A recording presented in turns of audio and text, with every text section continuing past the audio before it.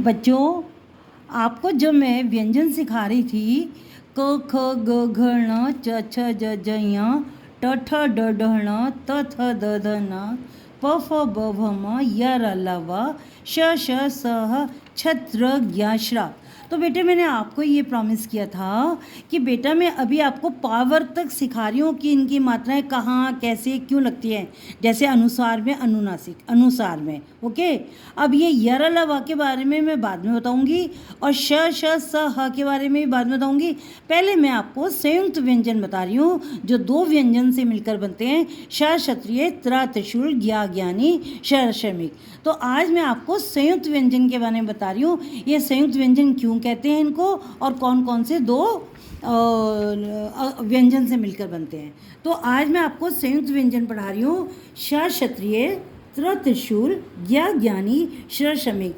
बेटे ये देखने में तो हमको एक ही व्यंजन लग रहा है, ठीक है, लेकिन बेटे ये हमारे दो व्यंजन से मिलके बना है। एक तो हमारा बना है क प्लस श षटकोण इज इक्वल टू प्लस अ की साउंड आ रही है ना, अ का स्वर आ रहा है ना, इसलिए मैंने इसमें प्लस आ लगा दिया है, ठीक है। तो इसको मिला के क और श को मिला के हमारा लेटर बनता है, व्यंजन बनता है श क्षत्रिय। तो जब भी हमारे वर्ण विच्छेद करना होगा तो क और श का अलग करके तब श क्षत्रिय बनेगा। नेक्स्ट है त्र त्रिशूल। त्र देखो बेटा दो साउंड आ रही है, एक तो त की साउंड आ रही है बेटा और एक रा की साउंड आ रही है। तो त्र इनमें हलंत लगा देंगे, इट मीन्स ये आधा है, तो हमारा ये बन जाएगा व्यंजन त्र। तो श क्षत्रिय भी दो व्यंजन से बना है, त्र त्रिशूल भी। फिर नेक्स्ट है ज्ञा ज्ञानी। कहने में तो हम ज्ञा बोल रहे हैं ज्ञा, लेकिन बेटा ये ज्ञा ज्ञानी तो बोल रहे हैं, लेकिन हमारा ये ज व्यंजन से और या व्यंजन से मिलकर बना है, ठीक है। साउंड आ रही है ज्ञा की, साउंड किसकी आ रही है, ज्ञा की, लेकिन जल व्यंजन और या व्यंजन से मिलकर बना है जिसको ज्ञा बोलते हैं, ज्ञा।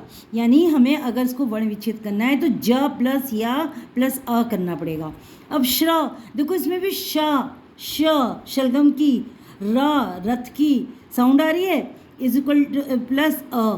तो इन दो व्यंजन को मिला के हमारा बन गया श्रा। ओके, श्रा बन गया। लेकिन आज मैं आपको, ताकि अच्छी तरह से सीख लो, आज मैं आपको ये श क्षत्रिय और त्र त्रिशूल इन दो व्यंजन के बारे में अच्छे से बताऊंगी कि ये दो व्यंजन से मिलकर बनते हैं, इनकी साउंड कैसी होती है और हमको कैसे प्रोनाउंस करना है, ओके, उच्चारण कैसे करना है। अब देखो ये पिक्चर है श क्षत्रिय, श क्षत्रिय, तो क श। अब मैं देखो श क्षत्रिय हमारा व्यंजन है श क्षत्रिय, इसको संयुक्त क्यों ना बोला है, संयुक्त का मतलब है दो व्यंजन, जॉइंट, दो व्यंजन से मिलके बना है। संयुक्त का मतलब है दो व्यंजन से मिलके बना है। क और श षटकोण से अगर हम वर्ण विच्छेद करेंगे तो अ की साउंड, अ का स्वर आ रहा है, तो हमारा बन गया छ क्षत्रिय, छ से क्षत्रिय। अब बेटे ये कैसे बोलेंगे, पढ़ो और बोलो, ये दो तरीके से बोले जाते हैं। अगर हमारा श क्षत्रिय किसी वर्ड में पहले आया है तो हमारी श षटकोण की साउंड आएगी, क्योंकि इसमें क साइलेंट हो गया है, क्योंकि इसमें क व्यंजन साइलेंट हो गया है, मैंने लिखा है ना, क व्यंजन हमारा साइलेंट हो गया है। तो क्षमा, इसे हम बोलेंगे क्षमा। ऐसी क्षमता, इसमें हमारा श व्यंजन की साउंड आएगी, और क्योंकि हमारा व्यंजन क क्या हो गया है, साइलेंट हो गया है, व्यंजन क साइलेंट हो गया है, ठीक है। तो श षटकोण की साउंड आएगी तो हम बोलेंगे क्षमता, क्षमता। क्षत्रिय में भी सेम बात है कि अगर इसमें हमारा क साइलेंट है और श षटकोण की साउंड आ रही है क्षत्रिय, तो बोलो क्षमा, क्षमता, क्षत्रिय। यदि किसी वर्ड में श क्षत्रिय पहले आया है तो हमारा श क्षत्रिय, श क्षमता, श क्षमा। लेकिन बेटा अगर हमारा ये व्यंजन श क्षत्रिय किसी व्यंजन के बाद आया है तो इसको, वैसे तो ये तोता है पर हमें लिखना है कि पक्षियों के नाम लिखो, तो ये हमारा पक्षी हो गया ना, बर्ड हो गई। तो पक्षी, बीच में हमारी हल्की सी किसकी साउंड आ रही है, आधे का की साउंड आ रही है, तो हम इसको बोल रहे हैं पक्षी। इसका मतलब ये हुआ कि अगर हम कोई व्यंजन अदर व्यंजन है उसके बाद शाह क्षत्रिय की साउंड है तो बीच में हमको क लगाना पड़ेगा। पक्षी, पक्षी। अब देखो कक्षा, क्लास को कक्षा बोलते हैं, इसमें आधा का लग गया, कक्षा।